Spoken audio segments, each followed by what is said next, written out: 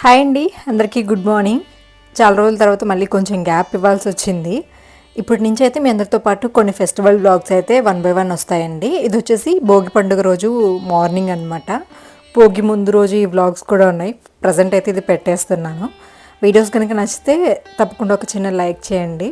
నా వీడియోస్లో కంటెంట్ ఎలా ఉంటుంది అంటే షార్ట్స్ అవి అండ్ ఫర్దర్గా కొన్ని మంచి టాపిక్స్ అవి కూడా ప్లాన్ చేసుకుంటాను. ప్రస్తుతానికి నాకు ఏదైతే అనిపించిందో అవైతే పెట్టేస్తున్నా. ఇది వచ్చేసి భోగి పండుగ రోజు ఉదయాన్నే అండి. మాకైతే ఎందుకో భోగి పండుగ రోజు పొద్దున్నే వర్షం పడిందనమాట. చాలామంది పొద్దున్నే అంటే నైటే ముగ్గులు వేస్తూ ఉన్నారండి. అందరివి పోయి ఉంటాయి. నేను కూడా ఎండబడిపోయిన తర్వాత ముగ్గు అయితే పెడుతున్నాను.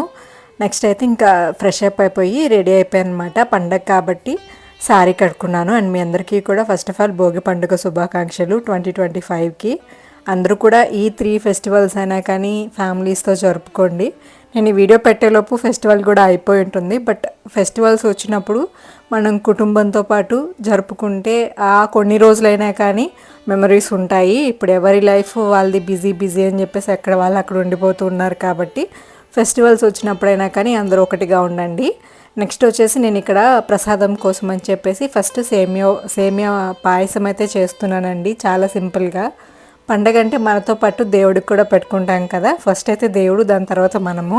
ఫస్ట్ దేవుడి కోసం అయితే ఒక మంచి స్వీట్ అయితే చేస్తున్నాను. అలాగే కామెంట్స్ ఎక్కువ రావట్లేదు. మీ అందరూ ఫెస్టివల్స్ని ఎలా సెలబ్రేట్ చేసుకుంటున్నారు ఇవన్నీ కూడా నాతో షేర్ చేసుకోండి. అండ్ మీ అందరికీ ఎలాంటి కంటెంట్ కావాలి ఇది కూడా నాతో షేర్ చేయండి.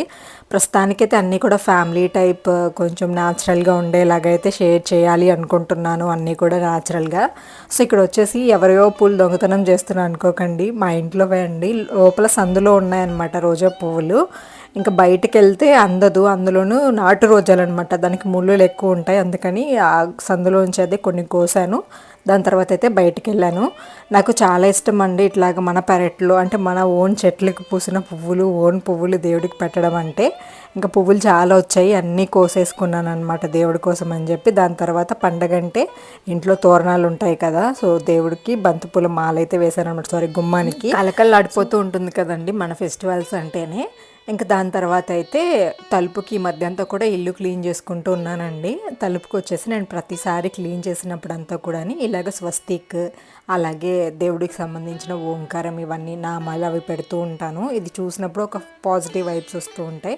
అండ్ మనం హిందువులం కాబట్టి కంపల్సరీ మన ట్రెడిషన్స్ని మనం ఫాలో అవ్వాలి. నేను అందరి నమ్మకాలని రెస్పెక్ట్ చేస్తాను. మన ట్రెడిషన్ని కంపల్సరీ ఫాలో అవుతాను. దీనికి కంటిన్యూషన్ బ్లాగ్ అయితే మళ్ళీ అప్లోడ్ చేస్తాను. ఈ బ్లాగ్ నచ్చితే లైక్ చేయండి ఫ్రెండ్స్.